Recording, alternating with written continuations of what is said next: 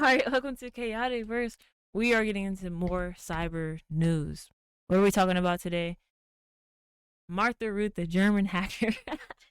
I'm laughing because she deleted a white supremacist dating website live on stage in a pink ranger outfit.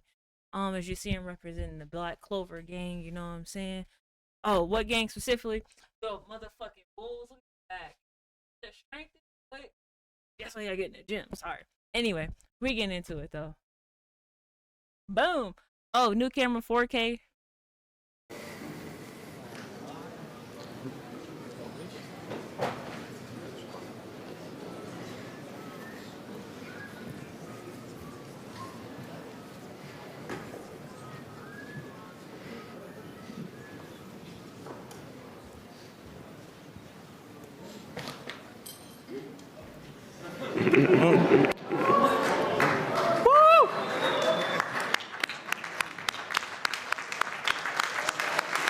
Bitte einen Riesenapplaus.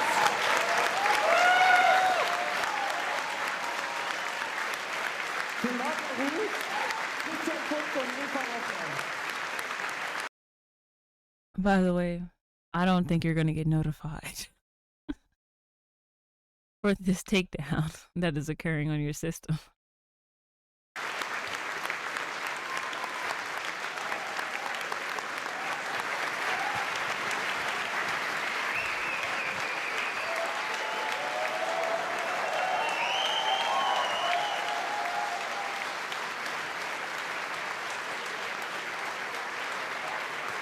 And they're laughing and cheering.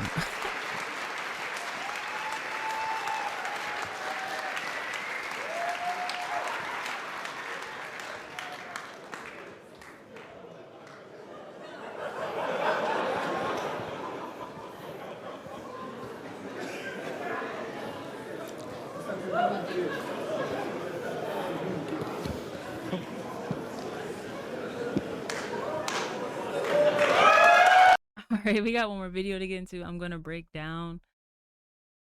try to break that down for you if you have no clue what you just watched. We're gonna go in order.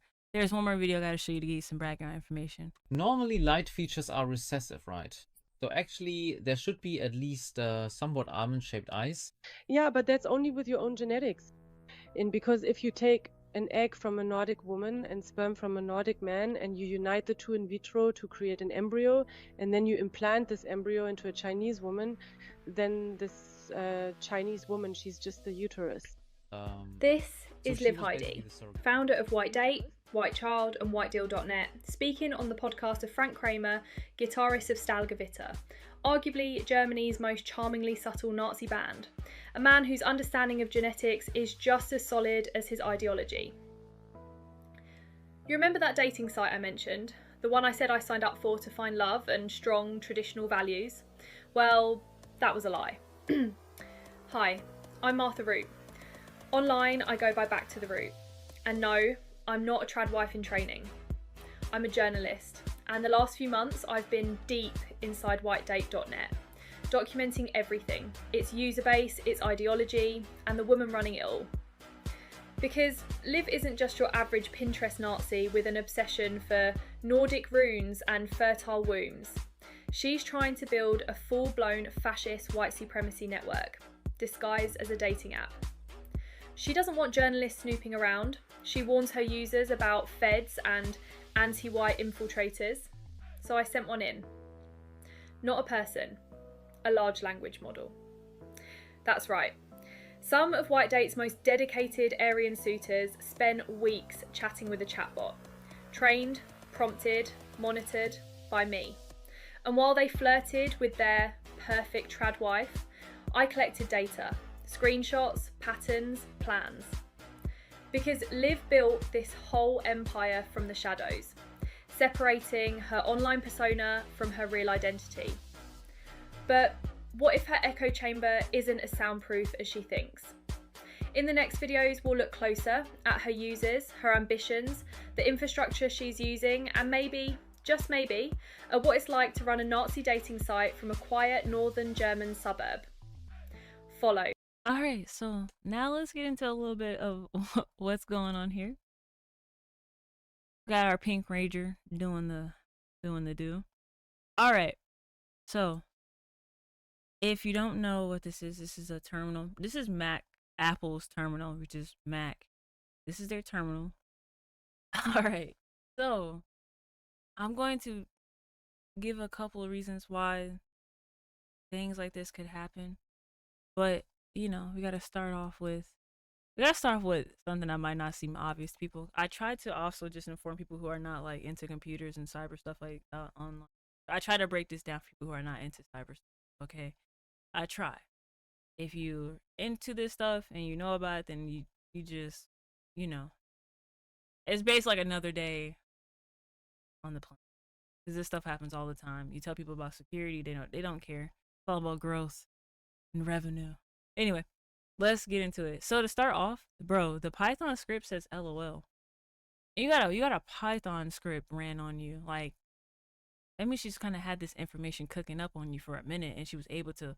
That Python script should have never worked from the start, and I'm going to tell you why. You changed your admin mail password. You weren't notified. Where's your multi-factor identification? Logged into Hostinger, which you have like no IP restrictions.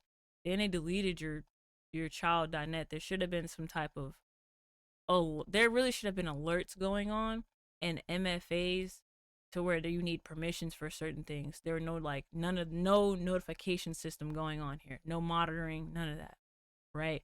But this is a common thing with extremist websites.